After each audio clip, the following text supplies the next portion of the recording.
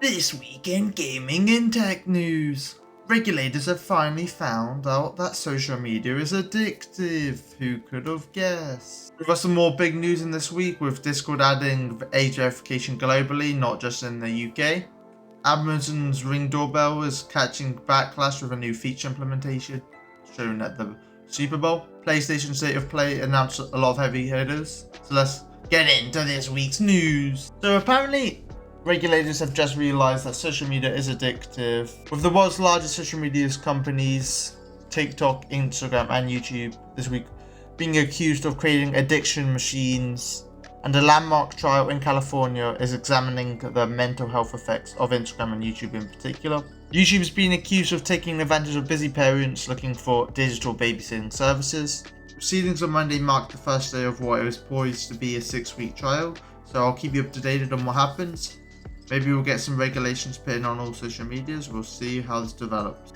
The EU has told TikTok it must change its addictive design or face heavy fines. And apparently infinite scroll isn't infinite. So I always thought infinite meant it lasts forever, but I guess we'll see how that goes. TikTok has been invited to respond to the EU's findings, and depending on the outcomes, it could be fined up to 6% of its total global annual turnover, which is that's a lot of money. Reporters have been told if TikTok wants to avoid being fined, it would have to change its design of their service in Europe. So we might get a European version of TikTok.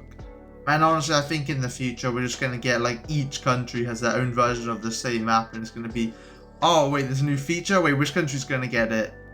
And I can see that being it. Or we might even just get country-only social medias. I know China has that and other places in the world, so I could definitely see that becoming more and more popular. But yeah, apparently social media is too addictive, and it's just an algorithm that loads the next video. Every company just giving the same response. We take this seriously, and while the algorithms already loaded the next video, yeah, the algorithms, man, are too addictive. But let's get into the next story. Build a rocket by the company behind the game MindsEye is in the news this week, with executives believing that the downfall of the game was due to malicious individuals who sabotaged the project. The company's co-CEO Mark Gerhard explained that he had caught the guys responsible for this plot. They allegedly spent more than €1 million on a smear campaign against MindsEye. I've just got to say quickly, one, I never played MindsEye because it just, all the reporting, all the reviews beforehand just didn't give me a reason to get it, to be honest. I probably wouldn't have even got it if it was free. If you had to spend €1 million to smear a game, well, most of it was just down to the game's performance. I don't understand why would someone spend €1 million to just... Do they just have that big of a grudge against MindsEye or Build a Rocket Boy? They're like, yeah, this is going to be the next big thing. I'm going to ruin this game. So, yeah, I mean, I never like a game to fail because people lose their jobs. If you want people to play your game, just make a good game. I know that's easier said than done, and making a game takes a lot of work. You go two ways. You can admit to your mistake, saying, yeah, the game didn't go as how we wanted to and how it was planned. Or, you know what, someone put a hit piece on this game and that's why it failed.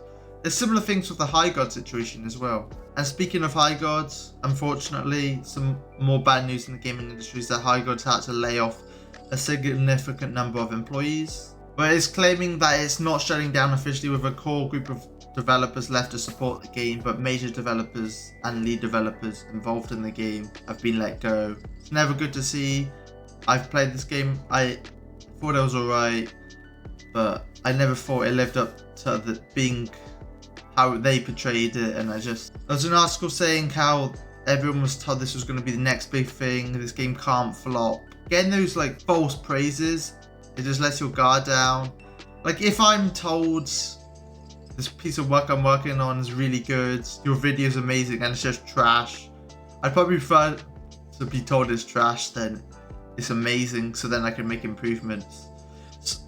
You always learn from the hate, and there is definitely a core group of people who wanted this game to fail, but this game had over 100k people playing it on launch, so there was definitely people giving it the chance. It just didn't keep them playing.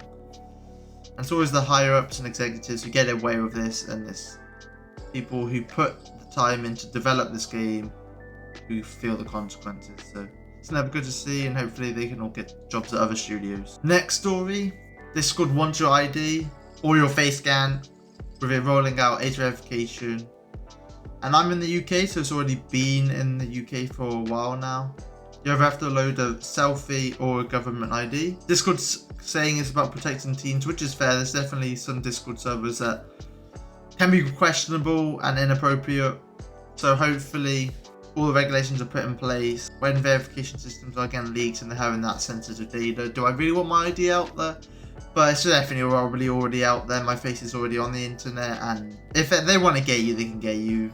It's very difficult to hide all your data now. I feel like it shouldn't be down to the individual app. There should be like a third party involved that does the age verification. But then again, does that make it any better? I don't know. It's just you're trusting these corporations with your ID and sensitive information. But you get already doing that anyway. What data does Meta, Google, and Microsoft already have on you? Next. Against all the odds, Overwatch is actually coming back. For a higher player count than Marvel Rivals this week, going back to Overwatch instead of Overwatch 2. New expansion, and them actually listening to their players, bringing back old modes, new characters. So Overwatch is still alive and is thriving at the moment. This is what happens when you listen to players and give them what they want. And it also proves that competition's good. Ever since Marvel Rivals came into the picture, they've actually been trying now, and hopefully it's having that competition just allows you to have improved games. Competition's always a good thing. You saw without competition, Overwatch got a bit complacent and Blizzard fell off. It's not talking about Call of Duty, but hey, it's good to see them making improvements and people coming back to the game. Next, Ring, the company owned by Amazon, cancelled its Flock partnerships amid Super Bowl ad backlash, where there was a feature called Search Party, which just allows you to locate lost pets. And the backlash is due to, if you can do lost pets, could you do it with humans? And just track humans, use this on other things to track, and this just gave it a privacy concern.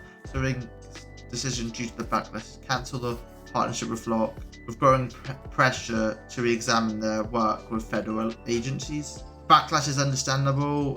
AI is going to be everywhere nowadays and you're just going to be tracked. But yeah, I do feel like this, I don't know, it's good in theory, but with malicious intent, it's definitely can cause a lot of privacy concerns, let's just say.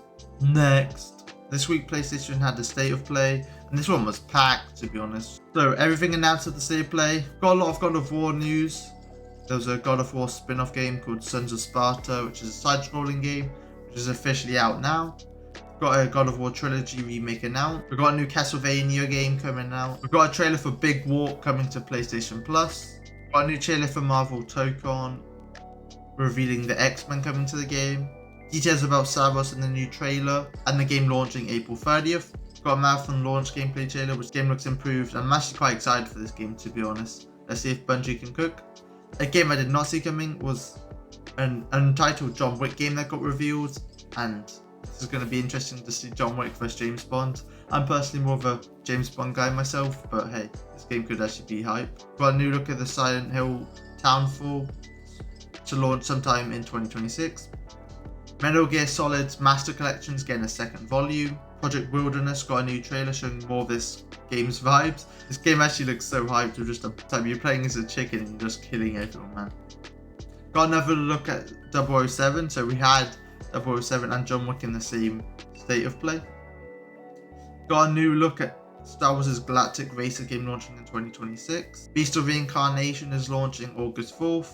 Legacy of Kain is getting a remastered. Dead or Alive Isn't Dead, with Dead or Alive 6 last round coming to PS5 June 26th. Another look at Pragmata. We did just get a trailer for the Switch 2, but now we've got the newest trailer at the State of Play. Sony will be publishing the new 4-loop game, cooperative roguelike gameplay, which is led by Left 4 Dead designer Mike Booth. We've got a Death Stranding 2 DLC announced March 19th. Got a multiplayer expansion of Ghost of Yotei launching March 10th, which actually looks really fun, to be honest. Keno is back with a new sequel coming in 2026. Sadly, we didn't get any Wolverine, but hey, I feel like it was a good State of Play. Next, you could have seen this coming. Valve have delayed the Steam Machine and Steam Frame. This is due to RAM shortages and price hikes. It was officially supposed to be in the first quarter of the year, but now they've delayed it to first half of the year. That's still a lot sooner than I still think. But Valve want to make this as affordable as possible. It's understandable that they've delayed it. If this game is too expensive, they could just ruin it on launch. So they just need to wait for the right time, I guess. I am really interested to see how much the Steam machine will cost, and I believe this could be some competition. People who thought about getting a PC, but they still like that console experience. And yeah, I want to see how this actually competes. Okay, time for rapid fire. Epic Game Stores are gonna officially launch day one on the new Xbox. Not surprising, I'm guessing the new Xbox console will be more like a PC and have the Windows operating system on it. I'm actually sad about this. A Lord of the Rings Telltale-like story game got cancelled. I just feel like the Lord of the Rings IP, they could have done so much with it in the gaming space, and I just want a good Lord of the Rings game to come out, man. That would be so fun, and I'd spend hours on that. Apple and Google have agreed to make changes to the app stores in the UK following an intervention from the UK markets regulators, claiming that they have a duopoly over the App Store market share. Fallout 4 has been confirmed by Tom Howard to be Bethesda's most successful Fallout ever. A new $4,299 handheld gaming PC. It exists. Apparently it's the future. For that kind of money, man, it needs to like levitate. Magic the Gathering had its most successful year. And Helldivers movie confirmed to have Jason Momoa. He's going to be in every gaming film now. Going to come out November 2027. That's everything to do with gaming and tech in this week's. If you enjoyed, please drop a like, subscribe, and turn on the notifications just so you can keep up to date on weekly gaming and tech news. And I'll see you in the next one.